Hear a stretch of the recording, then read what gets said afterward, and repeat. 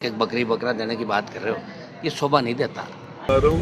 जैन जी है ना, ये फैसला करेगा यूथ, और इसके अंदर आपको ये कांग्रेस और बीजेपी का फट जाएगा। जैन जी हड़ताल वहाँ की जाती है जब सरकार में समझदार लोग होते हैं। जहाँ नासमझ लोग बैठे हैं, नासमझ लोगों के सामने भूख हड़ताल करके संकेत नहीं दिया जाता कि भाई हम भूख हड़ताल करें। हम कांटेक्ट करो, आप उनसे मिलो, आप इसके बारे में तो वही जवाब देंगे। उनकी एक पार्टी है, उसकी एक आइडियोलॉजी है, वो अपना है कि मैं नरेश जी के साथ हूँ और नरेश जी के धरना प्रदर्शन पर बिल्कुल साथ आऊँगा, लेकिन अभी तक आए नहीं है। आज सुबह भी यही चल रही है सोशल मीडिया पर कि आएंगे, हम लोग आएंगे। मेरे भाई हनुमान बेनीवाल जी, उनके नंबर आपके पास होंगे, आप उनसे कांटेक्ट करो, आप उनसे मिलो, आप इसके बारे में तो वही जवाब देंगे। उनकी एक पार्टी है, उसकी एक आइडियोलॉजी है, वो अपना उनका एक अलग एक स्टैंड है।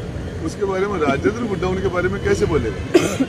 कैसे बोलते रहते हैं आप, इस वजह से मैं देते रहते हैं आप अपनी, इस वजह से पूछ रहे हैं। इस मामले के अंदर वो उनका जवाब तो वो बढ़िया दे सकते हैं। मैंने उनको बुलाया, न उनको वो न मेरे से उन्होंने कोई वादा किया, न मैं उनको नरेश जी और उनके बीच में जरूरत पड़ने पर आरएलपी, शिवसेना और निर्दलीय साथ होकर क्या सरकार बनाएगी 2028 में?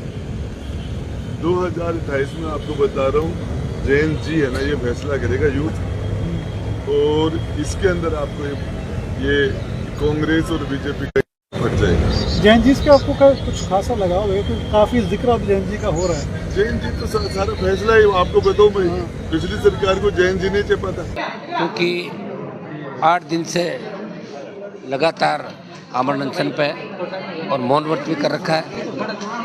काफ़ी लंबी चौड़ी बात मेरी हुई और लिख के सारी बात बताई। ये जो आंदोलन है, ये कोई नरेश मीणा का आंदोलन नहीं। राजस्थान के अंदर हर नौजवान, हर किसान, हर दलित, शोषित, पीड़ित ये चाहता है कि आखिर स्कूल जो गिरी थी उसमें जिम्मेदार कौन थे? क्या स्कूल गिर के 13 लाख मुआवजा देकर तीसरी कर ली सरकार ने? उस स्कूल के अंदर जो जर्जर थी वो किसकी परमिशन से चली, वहाँ क्लासेज कैसे लगी?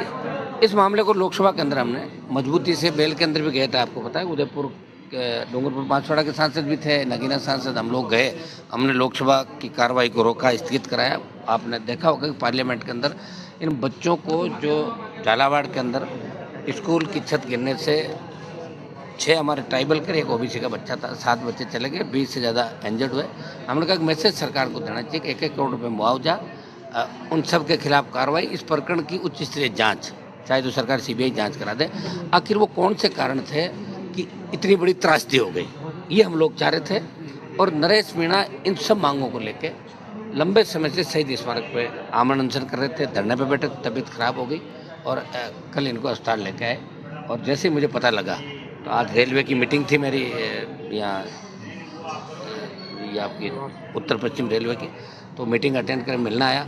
इस आंदोलन में हमने पहले इनको समर्थन दे दिया था और मैं फिर भजनलाल सरकार से मांग करूंगा कि आप इसके अंदर जो परिजनों को कोई आप भीख नहीं दे रहे हो, आपने जो 5 लाख, 8 लाख, 13 लाख देने की बात कर रहे हो, 1-1 बकरी बकरा देने की बात कर रहे हो, ये शोभा नहीं देता। भजनलाल जी, आपकी लॉटरी खुली है, आप अब भी संभल जाओ, क्योंकि लंबे समय तक जिस तरह के हालात राजस्थान में बन रहे हैं, आपसे राजस्थान नहीं संभलेगा। और दिल्ली वालों ने मन बना लिया कि आपकी रवानगी करेंगे, तो रवाना होने से पहले 1-2 काम ऐसे कर दो ताकि दुआएं इन परिवारों की आपको लगे।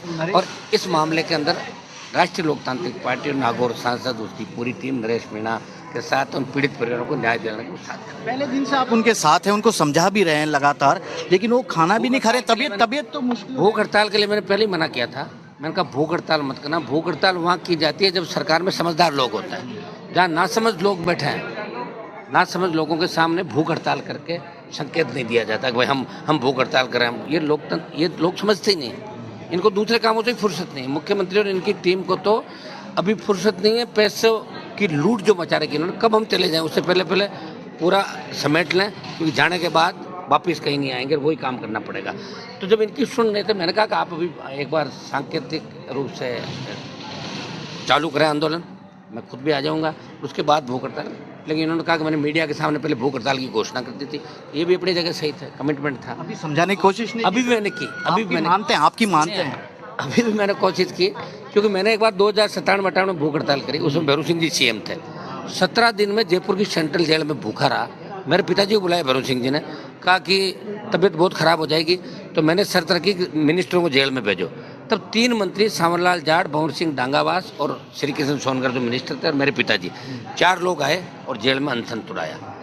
ऐसा है, मैं सरकार के अंदर जहाँ भी बात कर सकता हूँ, इस सरकार में ज़्यादा मेरी बात नहीं होती, जहाँ भी मेरी बात हो सकती है अधिकारी लेवल पे या नेताओं के लेवल पे। और मैं तो जो विपक्षी भूमिका निभा रही कांग्रेस पार्टी से भी मेरा सवाल है, कहाँ गए कांग्रेस के नेता, बताओ मुझे। एक व्यक्ति हो सकता है वो व्यक्तिगत रिश्तों के खातिर आया हो, यूनिवर्सिटी का नेता रहा है, उनको यूनिवर्सिटी से अटैचमेंट है नेताओं से, तो आ जाए। लेकिन कांग्रेस पार्टी को भी ऐसे मामलों में बोलना चाहिए। ये आंदोलन, ये कोई व्यक्तिगत हित के लिए आंदोलन नहीं करें। ये राजस्थान के अंदर जो दुर्घटना घटी स्कूल की, ये पूरे देश के अंदर राजस्थान की बदनामी हुई कि राजस्थान वो प्रांत है जहाँ आज भी जर्जर भवन है, उनकी वजह से बच्चों की इस तरह डेथ हो रही है। तो ये एक तरीके से हत्या थी और इसमें हम इस पूरे प्रकरण की उच्च स्तरीय सीबीआई जांच की डिमांड भी कर रहे हैं। शीघ्र ही हम पार्टी से बात करके इस आंदोलन में अगला कदम क्या होगा वो भी हम उठाएंगे। नरेश को समझाने का मैंने प्रयास किया है, मैं पूरी तरह से इसके साथ हूँ। स्वास्थ्य आदमी के लिए पहला है और मैं कोशिश कर रहा हूँ कि एक बार ये समझे, क्योंकि अब आंदोलन नरेश अकेले का आंदोलन नहीं, राजस्थान के जवानों का आंदोलन है। हम सब भी इस मामले में इसके साथ हैं और परिजनों को हम न्याय दिलाएंगे।